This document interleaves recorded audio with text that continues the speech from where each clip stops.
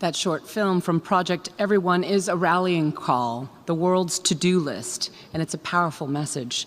To open today's meeting and to share his thoughts on what it will take to get the goals done is the UN Secretary General, His Excellency, Mr. Antonio Guterres. Welcome, Mr. Secretary General.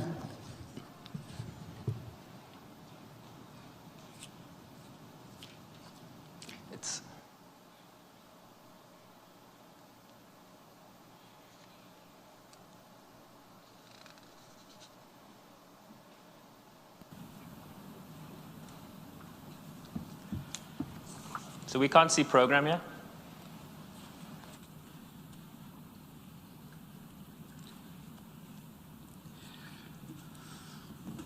Excellencies, guests, ladies and gentlemen, dear friends. Our world is challenged like never before, from climate change to conflicts to COVID-19, which is putting the Sustainable Development Goals further out of reach. It would be easy to lose hope. But we are not hopeless or helpless. We have a path to recovery if we choose to take it. That's what this SDG moment is all about. Coming together to save our planet and each other. Coming together also with the BTS today, which is a fantastic contribution. Now, 2 weeks ago, I launched our common agenda, a plan to reboot the multilateral system and gather the world around our common objectives. Because only by recovering together can we get the Sustainable Development Goals back on track. And I see 5 areas for urgent action. First, we need to end this pandemic. Our response has been too slow and too unequal. I call on the world to mobilize behind a global vaccination plan that doubles vaccine production to reach 70% of the world's population by the middle of next year. Second, we need to get down to the business of a sustainable and equitable recovery for all so that we stay on track to end poverty by 2030. And this means making bold investments in systems that support human development, from education and universal social protection to healthcare and jobs. It means putting people above profits, including through progressive taxation and ending tax evasion, money laundering, and illicit financial flows. And it means reforming the global financial system, tackling debt distress, and ensuring that developed countries benefit from the recent allocation of special drawing rights. Third, equal rights for women and girls. We cannot achieve any of the SDGs without gender equality. We need bold investments to make sure every girl has a seat in the classroom and the skills she needs to chart her own future. We need to dismantle the power structures that allow discrimination, violence, and economic hardship to keep 1/2 of humanity down. And we need to make sure that girls and women have a seat at every table, from the halls of power to the boardrooms of business. Quatrièmement, fourth, we need to end the war on our planet. This means committing to zero emissions by 2050. Ambitious climate and biodiversity plans. No new coal plants after 2021, and mobilising $100 billion a year for climate action, and helping developing countries make the shift to green economies, a top priority of the upcoming COP26 meeting in Glasgow. We need you, all of you. All of you are critical to global recovery. I urge you to work with your governments to put people first in their budgets and recovery plans. Dear friends, the pathway is there. The choice is ours. Let's move forward with hope and conviction, and I thank you.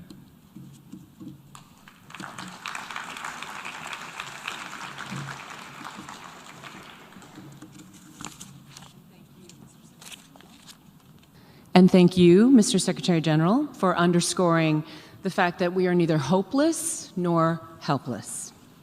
And also for setting out the 5 key priorities for our recovery and beyond. I'm sure we'll no doubt hear more throughout the day.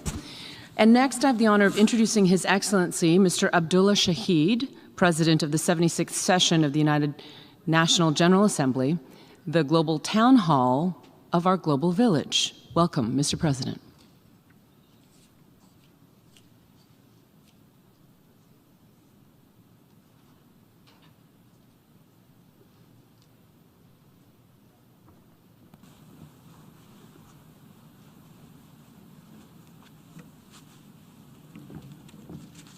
Mr. Secretary General, Excellencies, ladies and gentlemen,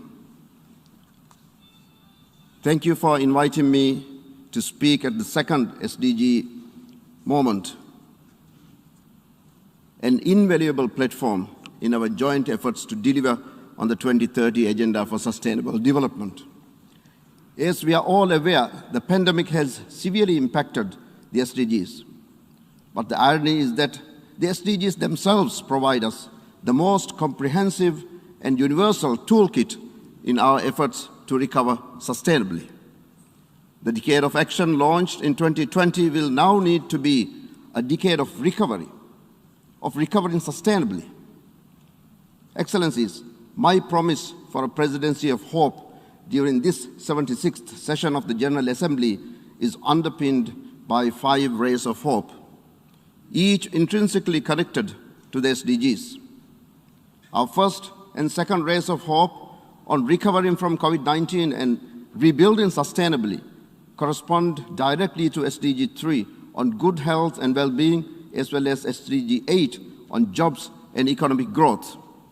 The third ray on responding to the needs of the planet corresponds to a multitude of SDGs, including SDG 7 on clean energy, SDG 13 on climate action, and SDG 14 on the ocean and seas. And our final 2 rays covering human rights and UN revitalization cut across and uphold the entirety of the SDG agenda. Why else pursue such ambitious goals if not to respect and enhance the rights of the people everywhere? How better to achieve than through a multilateral system that is equipped to do just that? In essence, ladies and gentlemen, the workings of getting the SDGs back on track are our shared responsibility. The General Assembly can and is willing to play a part. Going forward, the gaps in political will and resource commitment remain a common fault line in our resolve to progress the SDGs. This must change. We need to ensure that countries, in particular the LDCs, LLDCs, and the SIDS, have access to adequate resources and capacity, support in their efforts to recover from the pandemic and achieve the SDG targets. Like everything else on policy, there is no one-size-fits-all. For this very reason, the SDG moment and platforms such as the ECOSOC's High-Level Political Forum offer an opportunity to reflect on where we are, where we could be, and what is holding us back, and the way forward.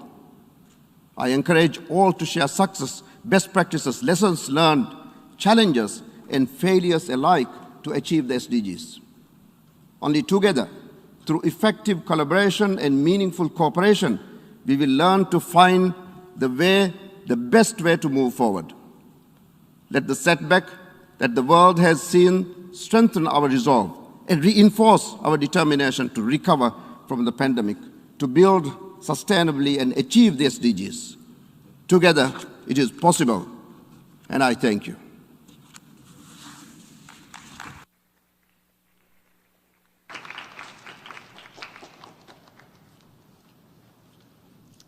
Thank you, Mr. President, for those encouraging words. We can't measure progress without the right metrics. So before we go any further, let's get a reality check on SDG progress 6 years after their adoption.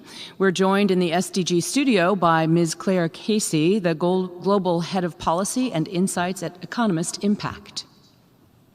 When world leaders came together in 2015 to adopt the Sustainable Development Goals, we all knew the challenge ahead of us. And we've made progress, but it has been hard-won, uneven, and fragile. The COVID-19 pandemic has shown us just how fragile. Today, humanity faces a stark and urgent choice: Do we allow these fractures to grow, or do we break through to a greener, safer, and more equitable future? At Economist Impact, we're dedicated to driving positive change by using data and evidence to better understand the biggest issues and evaluate the best solutions. And we've been closely tracking action on the SDGs. Today, as we explore progress against the Sustainable Development Goals, let's remember, we know what we have to do, and we have the tools. The question is, do we have the will to act and keep the promise of Agenda 2030? Let's start with Goal 1, eliminating extreme poverty by 2030. In just 18 months, the COVID-19 pandemic erased 5 years' worth of progress, pushing more than 97 million people back into extreme poverty. If we don't take action now to right our course, we risk arriving at 2030 with more than 600 million people living in extreme poverty. We also know we can't move forward without women and girls. Since 2015, we've made progress on gender equality, but not nearly enough. Maternal mortality continues to fall, but we need to move more than 4 times faster if we're to achieve our target of 70 deaths for 100,000 live births by 2030. In politics, women now hold 26% of seats in national parliaments. But at the current rate of improvement, it will take no fewer than 40 years to achieve gender parity. And when we look at the workforce, women are still grossly underrepresented, with less than half of women participating compared to more than 70% of men. This hasn't budged since 2015. COVID has only exacerbated these disparities. Female-dominated industries were disproportionately affected across both formal and informal sectors. The number of women employed declined by 54 million in 2020. As COVID impoverishes communities, closes schools, and reduces access to reproductive health care, it's estimated that 10 million more girls than previously projected are at a risk of becoming child brides through 2030. The risk of violence has also risen.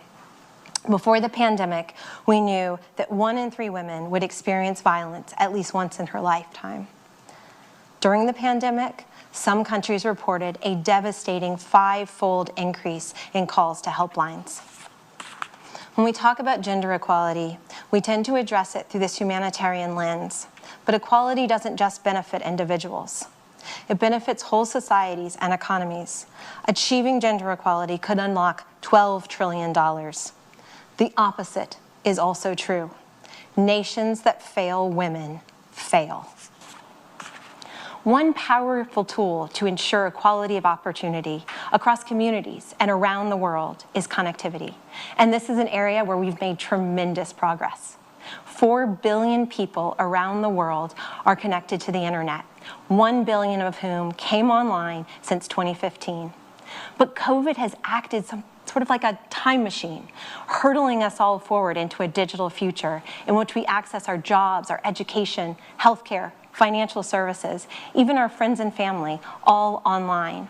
So for those 3 billion people still unconnected, the costs have never been higher. 1/3 of children globally were unable to access remote learning during COVID lockdowns, and we saw the immediate impact. 101 million children fell below minimum reading proficiency levels in 2020. We also know the returns we get from investments in connectivity. They're massive. Connecting schools to the internet boosts GDP by up to 20% in least connected countries. It also shows how intertwined the SDGs are. An increase in connectivity can contribute to increases in educational outcomes, prosperity, and gender equality. But a prerequisite to meaningful connectivity is access to reliable, affordable electricity. And after years of good progress, we've lost ground here as well. In 2020, we saw the number of people without electricity in Africa increase for the first time in 6 years. Without major changes today, we could reach 2030 with 660 million people living without access to power. Expanding electricity must be addressed within the context of the ongoing worsening crisis that is climate change. Only by unleashing the power of clean energy will we be able to end energy poverty while protecting our planet. After a brief pause in 2020 when we all stayed home, emissions are back on the rise. Climate change is not a future challenge. We're already feeling its impact. The economic costs from extreme weather and wildfires were $1.3 trillion over the last 10 years. That's a 40% increase from the previous decade.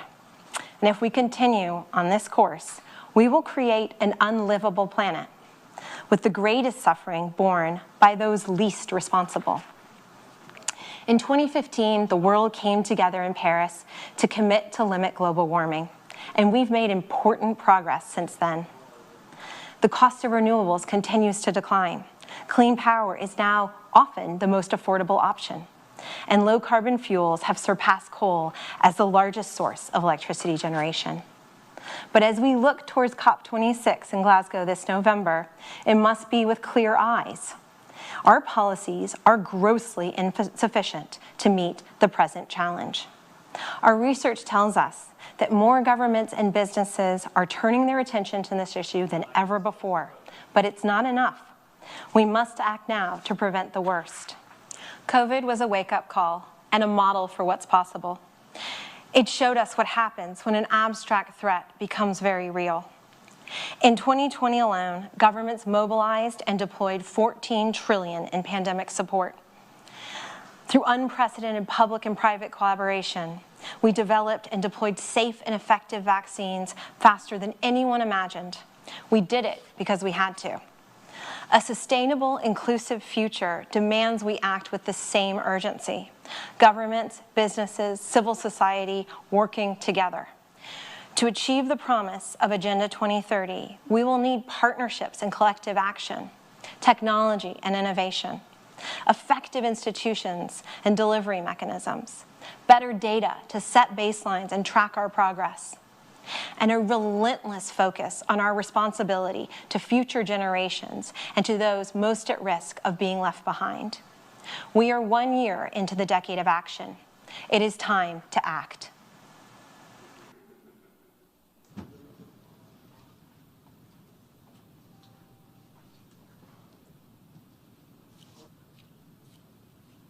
Our thanks to Ms. Casey on the very sober and clear-eyed look at what has to be done to get the SDGs back on track. And as we heard earlier from the UN Secretary General, doing so is going to require action from all actors and the engagement of all people, especially youth, which is why we're therefore pleased and, as a Korean American, distinctly honored to be joined by His Excellency Mr. Moon Jae-in, the President of the Republic of Korea, to deliver a statement and to introduce a very special guest. Welcome, Mr. President.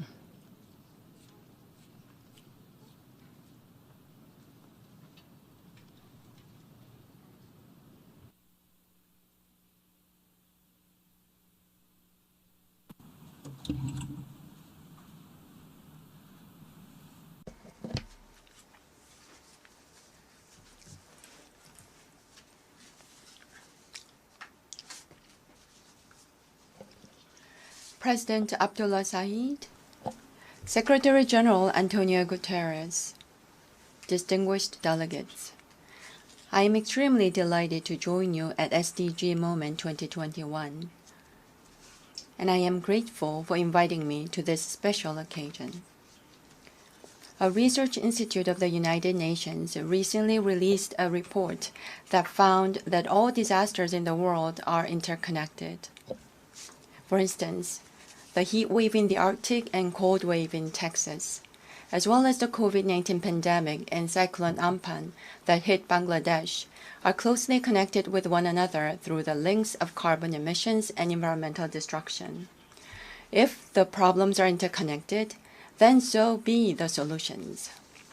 When humanity transcends national boundaries to work together, that in and of itself would be first step towards surmounting a crisis. Right in this hall 6 years ago, the UN agreed to adopt the Sustainable Development Goals, and 2 years ago, it proclaimed the Decade of Action until 2030. Humanity's strides towards an inclusive future were held back by COVID-19. Yet, ironically, it was the very pandemic that brought home the desperate need for SDGs. Our commitment to action grew stronger. we must move ourselves beyond simply overcoming the crisis to build back better and stronger. If actions that we take together are interconnected, we will deliver without a doubt. First, our commitment to inclusion and mutual prosperity must be immediately put into action now. That action can begin with an equitable access and distribution of COVID-19 vaccines by the international community. At G7, the Republic of Korea made a $200 million pledge to COVAX AMC. As one of the global vaccine hubs, we're committed to making continued endeavors to expand vaccine supply and support. Taking a step further, we stand ready to actively contribute to strengthening international health cooperation at WHO, among others. Second, we must collaborate beyond our borders in responding to the climate crisis.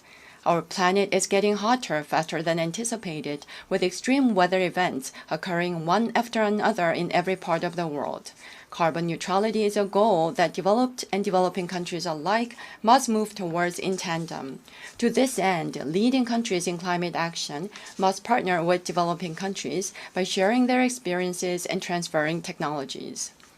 Korea plans to finalize its 2050 carbon neutrality scenario by the end of October and submit its updated NDC at COP26. Korea will scale up Green New Deal ODA and share its experience and technology as a nation that has grown from a developing to a developed one, thus actively supporting developing countries in their endeavors towards green recovery and carbon neutrality. Third, sustainable development demands that we fully harness the fourth industrial revolution technologies. Digital technologies and infrastructure, however, engender new divides and inequalities at the same time. Addressing the digital gap and inequalities thus presents another challenge of our time.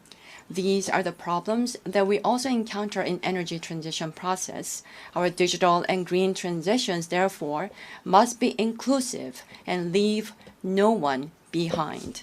마지막으로 Lastly, we must respect our future generations and gather the wisdom for intergenerational coexistence. We must move beyond our differences in ideas and cultures across generations. All generations, as we strive to transcend the boundaries of nationality, race, and gender, to communicate and connect to one another, must recognize that after all, we are part of a global community. For poverty, inequality, climate change, and other crises that remain unresolved by older generations, the voices of future generations must be heard more attentively, as so doing would indeed be a duty asked of the older generations. Fearing change, the older generations have left many problems unsolved, yet the younger generation's sensitivity and capacity for empathy may find us the solutions. We must not forget, in particular, that the future belongs to our future generations. Joining us today are an exceptionally outstanding group of young men who are connecting with the youth across the world, BTS, in the capacity as a special presidential envoy for future generations and culture. Together with BTS, the first ever special envoy from the private sector, I hope today's gathering will serve as an opportunity to mobilize the future generations' goodwill and action towards sustainable development.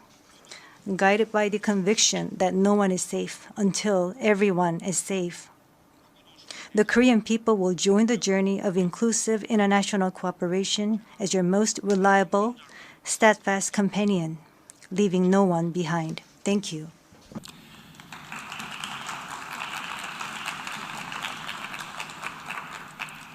이제 제가 So I am going to introduce the next speaker to the podium.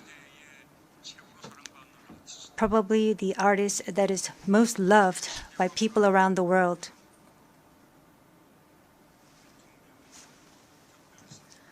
Who have been designated as the Special Presidential Envoy for Future Generations and Culture. We're going to listen to their story, the BTS.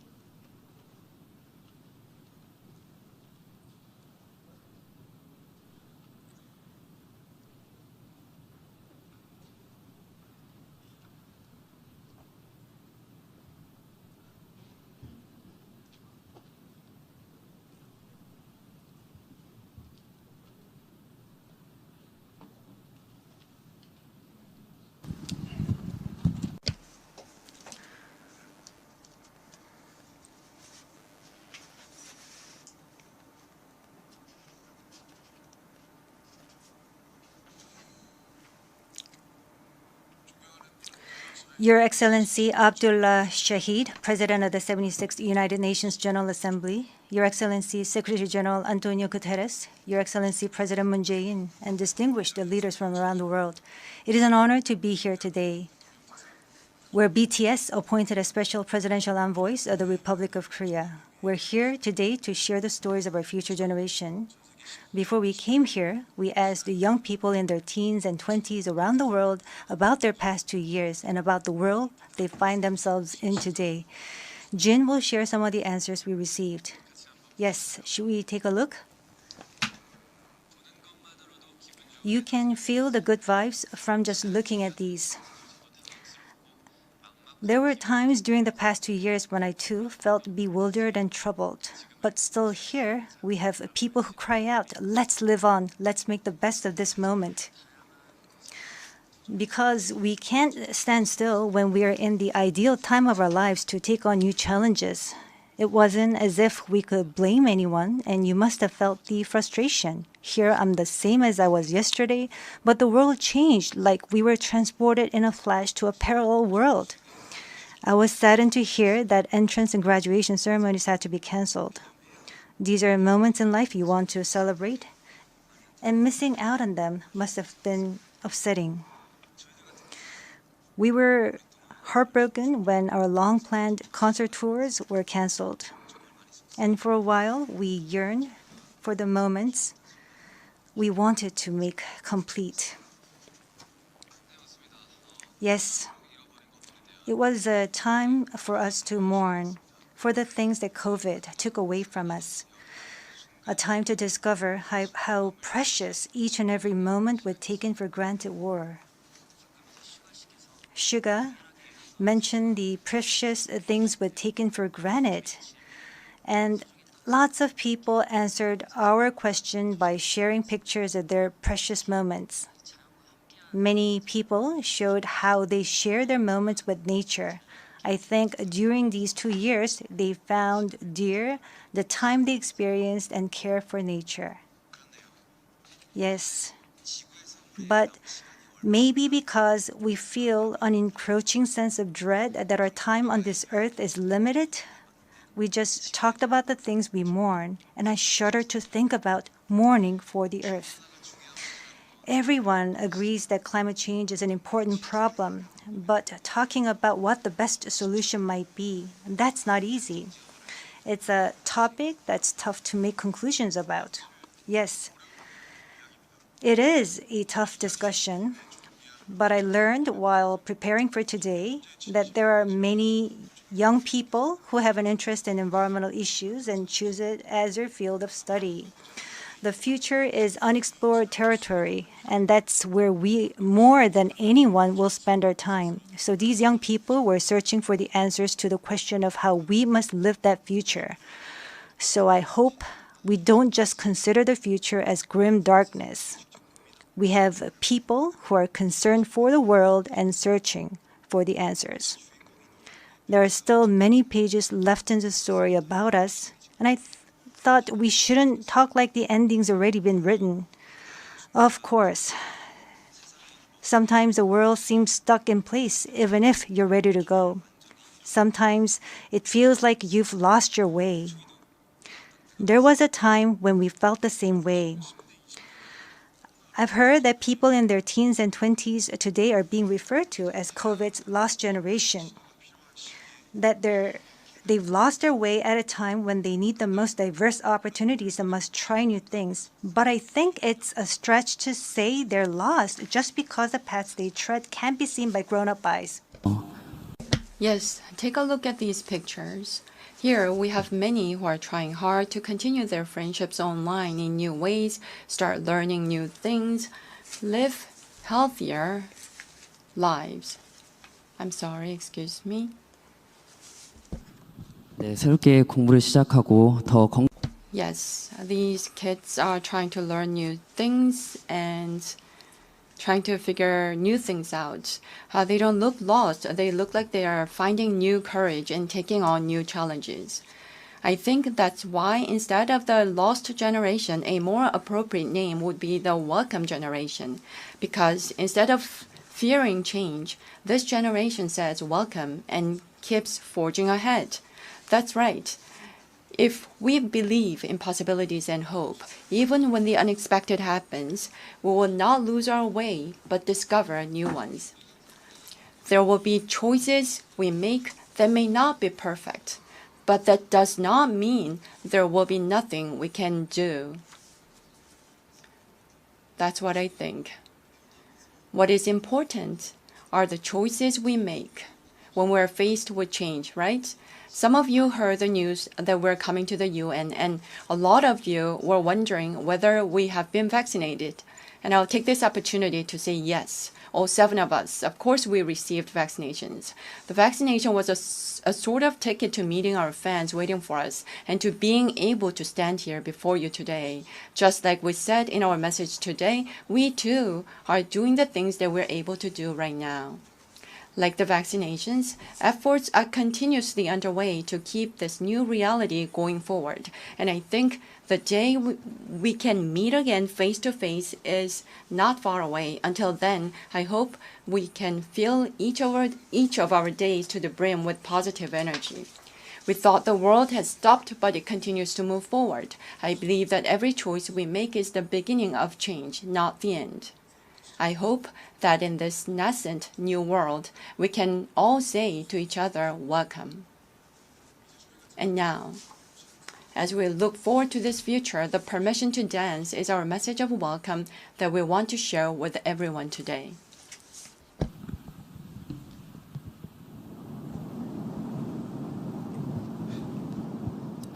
It's a that opinion when your heart's just like a drum, beating louder with no way to guard it.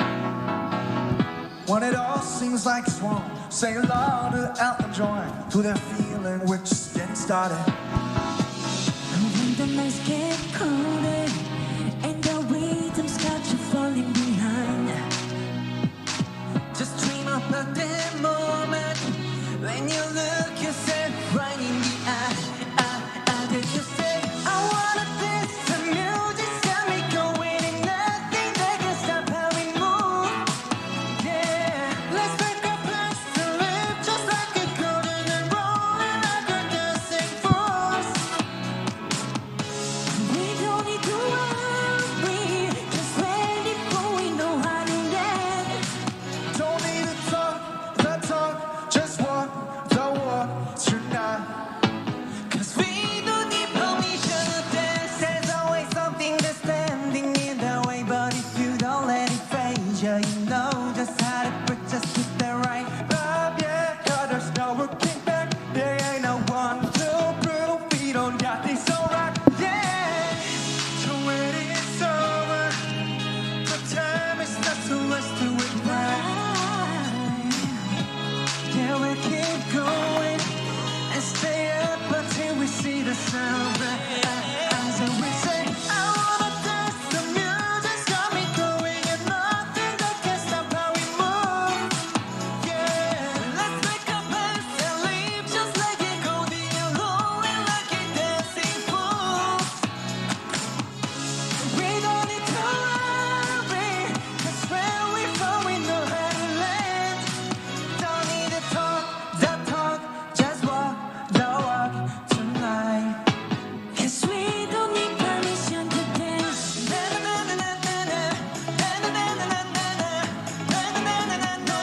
don't need permission to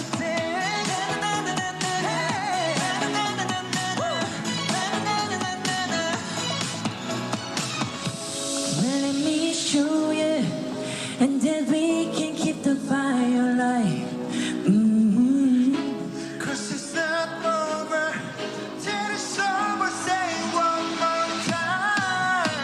Say, I wanna dance, the music's got me going, and nothing can stop how we move. Hey, Let's make our plans and live just like it golden and rolling like a dancing fool. like a dancing fool. We don't need to worry, 'cause when we fall, we know how to